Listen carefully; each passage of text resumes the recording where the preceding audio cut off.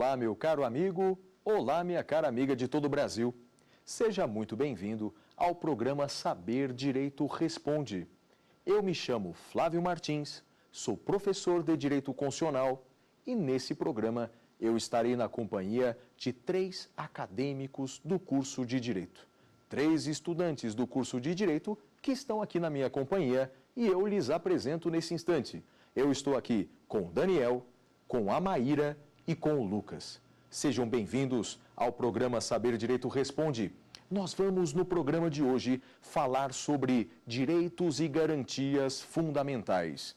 Muitas questões, temas polêmicos sobre direitos e garantias fundamentais. E, nesse instante, eu já passo a palavra para o Daniel para a primeira pergunta do programa de hoje. Daniel, a palavra é sua.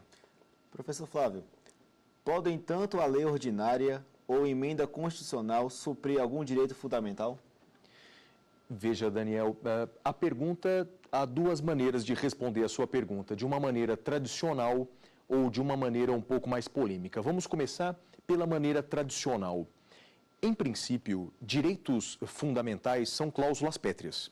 A Constituição, no artigo 60, parágrafo 4º, inciso 4 da Constituição, diz que os direitos e garantias individuais são cláusulas pétreas. Isso significa que eles não podem ser retirados da Constituição por meio de emenda constitucional. Então, primeira resposta para a sua pergunta. Emenda constitucional não pode suprimir um direito fundamental. Segundo a jurisprudência e a doutrina, isso vale para os direitos individuais e também vale para os direitos sociais. Embora não seja expressamente uma cláusula pétrea, prevalece o entendimento de que o direito social também é. Essa é a resposta tradicional, ok? Mas tem uma posição polêmica hoje em dia, Daniel. A posição é a seguinte: alguns autores, uma minoria, alguns autores defendem que, com o passar do tempo, alguns direitos fundamentais, eles perdem essa fundamentalidade. Eles eram direitos fundamentais no começo, mas embora estejam na Constituição, eles perdem esse caráter fundamental. Vou te dar um exemplo. Lá no artigo 5º da Constituição, no inciso 58, diz lá que o civilmente identificado não será submetido à identificação criminal. Então, portanto, quem mostra o RG ou documento de identificação civil não será submetido à identificação criminal. Está na Constituição. Em princípio, é um direito fundamental. Mas tem muita gente que defende, não muita gente, mas alguns autores que defendem que esse direito deixou de ser fundamental. No passado tinha sentido, né, impedir que uma pessoa sujasse os seus dedos, né, submetendo-se à identificação criminal. Hoje em dia, com a tecnologia, Daniel, já não se precisa mais, né? Ninguém suja mais o dedo, é tudo eletrônico. Então, para esses que defendem que não é mais um direito fundamental, pode ser suprimido da Constituição por emenda constitucional. Mas essa posição que eu te falei agora é minoritária. É defendida, por exemplo, lá por um autor, um constitucionalista do Rio de Janeiro, chamado Daniel Sarmento. Ele defende isso, mas é minoritário. Prevalece o entendimento que uma emenda não pode suprimir um direito fundamental. E veja, se uma emenda não pode suprimir, o que dirá de uma lei infraconstitucional? Uma lei, ela pode até restringir o direito fundamental. Restringir, ela pode. Agora, suprimir o direito fundamental, ela não pode, porque a supressão seria o mesmo que violar o núcleo essencial do direito. Isso não é admitido nem na Alemanha, nem no Brasil, que adota essa teoria alemã. Maravilha? Agora eu passo a palavra para a Maíra. Seja bem-vinda, Maíra. Fique à vontade para fazer a primeira pergunta. Professor, eu gostaria de saber se o senhor defende o direito dos animais. E qual que é o fundamento teórico sobre isso? Maíra, esse é um dos temas mais apaixonantes, no meu entender, sobre os direitos fundamentais no atual contexto. Porque, historicamente, durante séculos, no Brasil, sobretudo no Brasil, desde o direito romano que nós copiamos, o homem é o grande titular dos direitos fundamentais. O ser humano é o titular dos direitos fundamentais. E, historicamente, o direito civil ainda respira esses ares. O animal no Brasil é coisa, o animal é res. É coisa que se move, é semovente. Então, portanto, no Brasil, historicamente, o animal, ele é objeto de direito. Ele pode ser protegido pelo direito, mas como um objeto do direito e não como sujeito de direitos. Mas alguns países, Maíra, começaram a tratar isso de forma diferente. Na Constituição alemã, o animal não humano passou a ser titular de dignidade. Em Portugal, uma reforma legislativa recente de 2017 deixou de considerar o animal como coisa. No Equador, que é uma constituição das mais avançadas da América do Sul, já considera que o animal não humano também é titular de direitos. Então, em resumo, Maíra, eu também defendo no Brasil a teoria de que os animais são titulares de alguns direitos fundamentais. Você me perguntou sobre fundamentos teóricos. Bem, há vários. E eu costumo mencionar dois principalmente. Primeiro, um inglês, chamado Jeremy Bentham. E ele afirma o seguinte: o que faz com que algo ou alguém seja titular de direitos fundamentais não é a capacidade de raciocinar. Porque existem seres humanos que não raciocinam. Existe o doente mental, existe o recém-nascido que não raciocina, mas é titular de direitos. Daí Jeremy Bentham diz, o que faz de um ser vivo ser titular de direitos não é a capacidade de pensar, mas a capacidade de sofrer. Se é capaz de sofrer, é capaz de sentir dor e demonstrar essa dor, é titular de direitos fundamentais. Eu também menciono no meu livro Curso de Direito Constitucional um autor australiano chamado Peter Singer, que menciona, e com razão, que há 200, 300 anos, a nossa lei dizia que os escravos eram coisas, os escravos eram semoventes. E o que a lei fazia no passado com os escravos, faz hoje com os animais não humanos.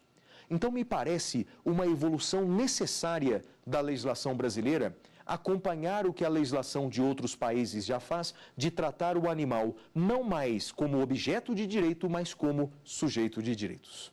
Agora passo a palavra para o Lucas. Obrigado por estar aqui entre nós, Lucas. Fique à vontade para fazer sua primeira pergunta. Professor Flávio, somente após o advento da República, a Constituição brasileira passou a prever um sistema de garantia e direitos individuais e coletivos? Veja, Lucas, a Constituição brasileira, o sistema constitucional brasileiro, desde a primeira Constituição, desde a Constituição de 1824, outorgada por Dom Pedro I, ela já possuía, de forma embrionária, é bem verdade, uma tutela dos direitos individuais e políticos. Esses foram os primeiros direitos que apareceram no Brasil, direitos individuais e políticos. É fato, o Brasil estava no início do século XIX, passamos então por aí um movimento constitucional liberal, a Constituição brasileira era uma Constituição liberal. Todavia, Lucas, naquela primeira Constituição nós a chamamos de Constituição semântica, quer dizer, ela tinha direitos fundamentais, mas não os colocava em prática. A demonstração disso é que ela falava tanto de liberdade, liberdade, liberdade, mas o Brasil adotava a escravidão durante toda a Constituição de 1824. Com o passar das décadas, Lucas, esse sistema de direitos fundamentais foi aprimorado no Brasil. A partir da década de 30, 1934, além dos direitos individuais e políticos, passamos a tutelar os direitos sociais. Então, os direitos sociais, desde 1934, passaram a ser também adotados e tutelados no nosso sistema constitucional. Mas, inegavelmente, Lucas, com a Constituição de 1988, houve realmente um avanço enorme em se tratando de direitos fundamentais. Houve a criação de novas ações constitucionais para a tutela de direitos individuais e coletivos que não tínhamos antes. Sobretudo, direitos coletivos. Nós temos hoje o mandado de injunção coletivo, é uma inovação que começou com a jurisprudência e agora nós temos na Lei 13.300 de 2016.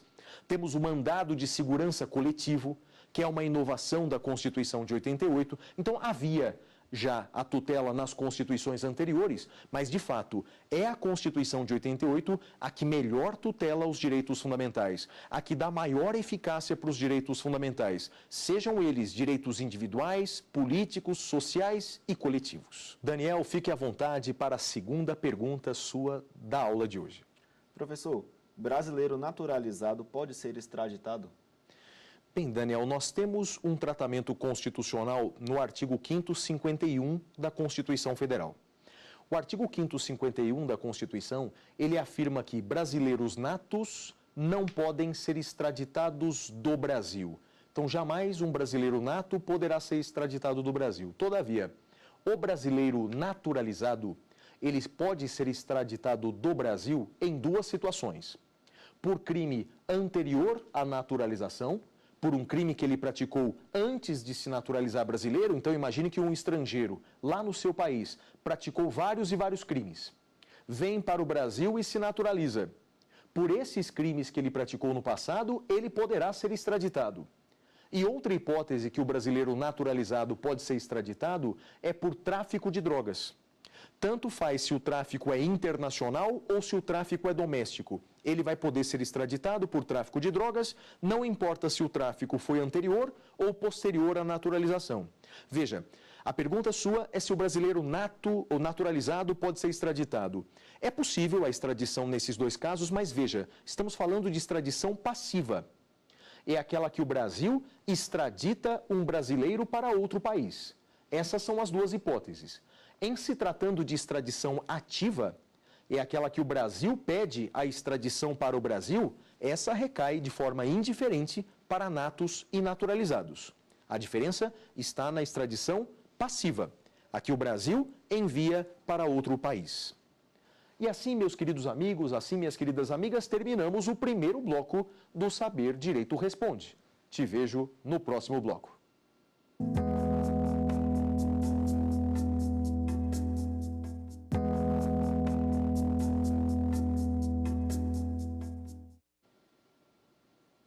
Olá, meu querido amigo, olá, minha querida amiga, aqui estamos de volta para o programa Saber Direito Responde, nós que estamos falando hoje sobre direitos e garantias fundamentais. Eu estou hoje, como você bem sabe, na companhia de 3 acadêmicos de direito. Eu estou aqui na presença do Daniel, da Maíra e do Lucas, que me ajudam na condução aqui do programa com suas perguntas.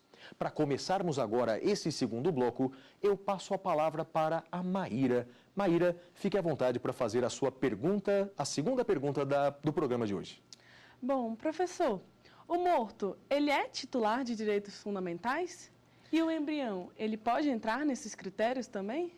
Então, Maíra, vamos por partes. Com relação ao morto, quando eu era jovem, quando eu era garoto na faculdade, todos diziam que com a morte acabam todos os direitos e todos os deveres. Com a morte, então, todos os direitos acabam. E essa é uma posição realmente tradicional. Mas com o passar do tempo, Maíra, os constitucionalistas começaram a perceber que alguns direitos persistem após a morte. O morto, não a família, o morto continua titular de alguns direitos e eu vou dar alguns exemplos. O direito à imagem. A imagem do morto não é um direito da família do morto. A família, ela tem direitos patrimoniais, reflexos, mas a imagem continua sendo do morto. Então esse é um direito que pode ser preservado após a morte. Outro direito também que o morto continua com ele é a dignidade da pessoa, do seu corpo, a dignidade do seu corpo. Por exemplo, nos Estados Unidos, se discute muito, os autores de constitucional discutem o direito de ser sepultado dignamente. Right to be buried é algo que se fala muito nos Estados Unidos. Então é um resquício da dignidade da pessoa humana do morto. É bem verdade que com a morte a maioria dos direitos acaba. Aliás, o primeiro direito que acaba com a morte é a vida. Instantaneamente a vida acaba. E junto com a vida, junto com o fim da vida, acaba a liberdade de ir e vir, a liberdade de religião, a liberdade de expressão. Esses direitos todos acabam com a morte, mas alguns direitos ainda persistem após a morte. E quanto ao embrião, Maíra, essa é uma pergunta bastante polêmica, podemos resumir da seguinte maneira. Segundo a sistemática constitucional brasileira, o embrião é tutelado pelo direito constitucional. A Constituição brasileira tutela a vida, dentre as espécies de vida, a vida embrionária. Tanto que o Pacto de São José da Costa Rica, que é a Convenção Americana de Direitos Humanos, protege a vida desde a concepção. A partir da concepção, a vida é protegida. Segundo a Corte Interamericana de Direitos Humanos, a concepção se dá a partir do momento da nidação, da implantação do óvulo fecundado no útero materno. Esse é o momento em que a vida é protegida.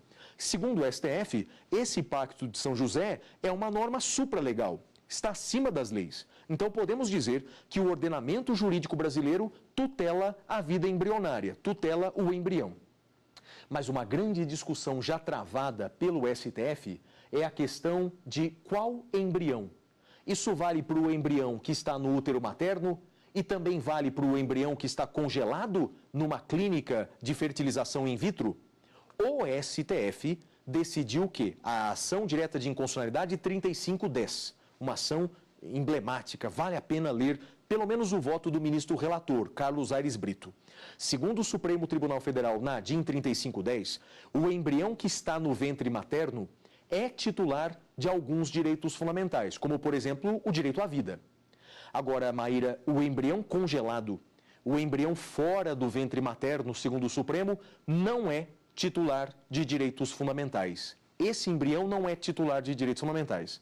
Tanto é verdade que o Supremo, nessa ação, julgou constitucional a Lei de Biossegurança, a lei que permite a manipulação genética de embriões humanos, exatamente por não considerar os embriões congelados como titulares de direitos. Tudo bem, Maíra? Passo a palavra agora para o Lucas. Lucas, fique à vontade para a sua segunda pergunta do programa de hoje. Professor, a norma constitucional que prevê o livre exercício da atividade profissional tem eficácia contida? Excelente pergunta. E há duas maneiras de responder a sua pergunta. Primeiro, de uma maneira tradicional, Lucas. De uma maneira tradicional, sim. As normas constitucionais se dividem quanto à eficácia em normas de eficácia plena, limitada e contida. Nessa classificação italiana, que é muito adotada no Brasil, podemos dizer sim, que a norma que prevê a liberdade profissional, a liberdade de escolha do trabalho, é uma norma de eficácia contida, ou redutível ou restringível. Por que isso?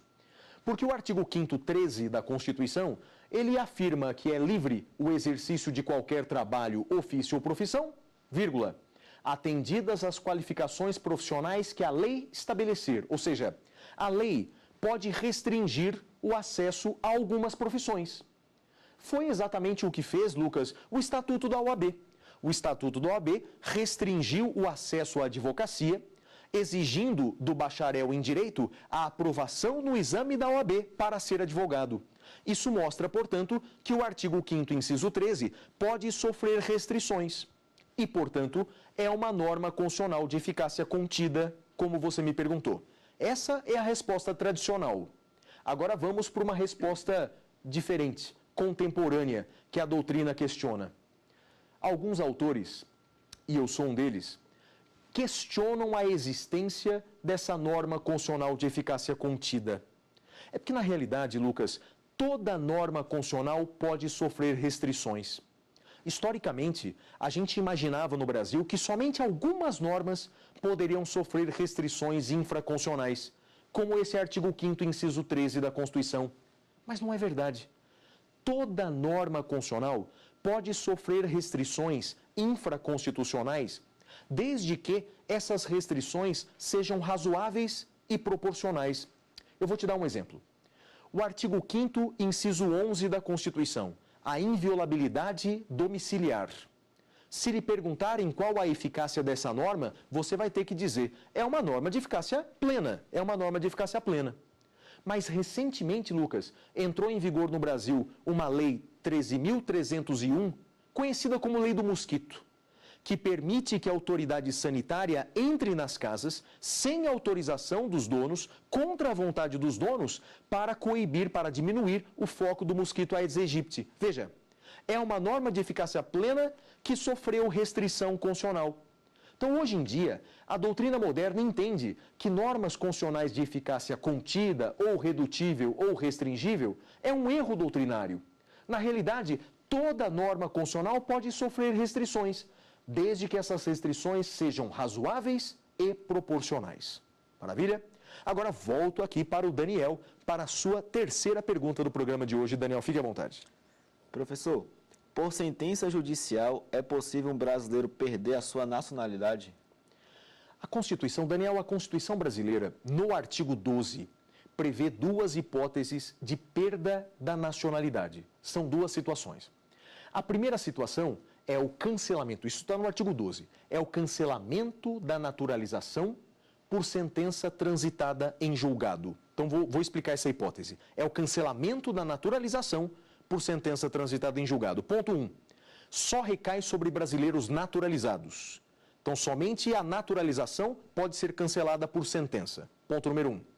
Essa ação tramita na Justiça Federal. Isso porque o artigo 109, inciso 10 da Constituição, diz que cabe à Justiça Federal examinar, portanto, todas as questões de nacionalidade. Então, é um juiz federal que condenaria a perda da nacionalidade, ou cancelamento da naturalização. Quem ajuiza essa ação é o Ministério Público Federal. E o cabimento dessa ação está no artigo 12, quando houver uma atividade nociva ao interesse nacional.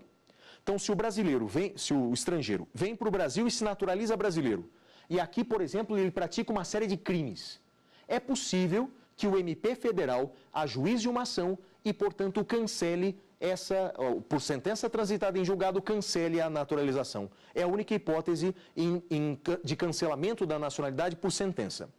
A outra hipótese, que vale tanto para brasileiros natos como brasileiros naturalizados, é o cancelamento da nacionalidade por aquisição voluntária de outra nacionalidade.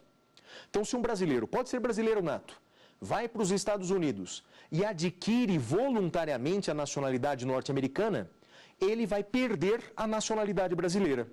Mas daí não é por sentença judicial, é por ato do ministro da Justiça.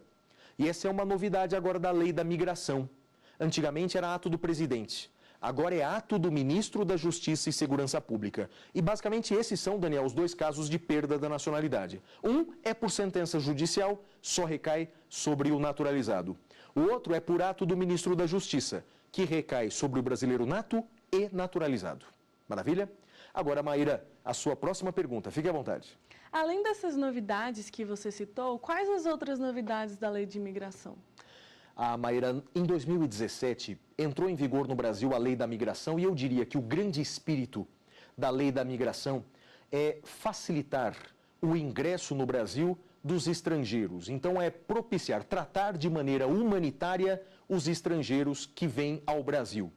Vou te dar um exemplo. Até o ano passado, Maíra, 2017, nós tínhamos a prisão do estrangeiro em vias de ser deportado. A prisão do estrangeiro em vias de ser expulso. Essas prisões não existem mais. Então não se pode mais prender o estrangeiro que vai ser deportado. Ele tem o direito de se defender do processo de deportação em liberdade. E ele tem o direito de recorrer com efeito suspensivo.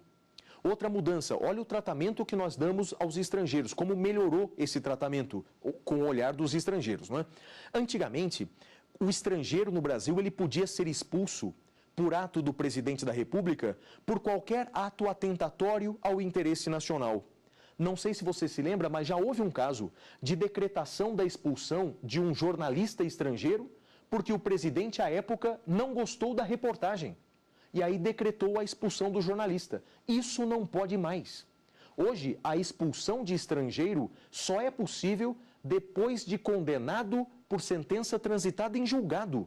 Então, só se houver crime por sentença transitada em julgado é que será possível a extradição. Além dessas mudanças, Maíra, eu diria que outra mudança que houve importante diz respeito à naturalização. Agora, além daqueles dois casos famosos de naturalização, naturalização ordinária e naturalização extraordinária, que estão na Constituição, a lei da migração cria dois novos casos de naturalização. Uma naturalização especial, para estrangeiros que trabalham no Brasil no exterior, ou para cônjuge de brasileiros que trabalham no exterior, e também uma naturalização provisória. Vale para aquelas crianças estrangeiras que vêm ao Brasil. Os pais ou representantes legais podem requerer a naturalização provisória da criança e depois de adquirir a maioridade, tem 2 anos para converter a nacionalidade em definitiva. Então eu diria que o espírito da lei da migração, Maíra, é tratar o estrangeiro de forma mais humanitária.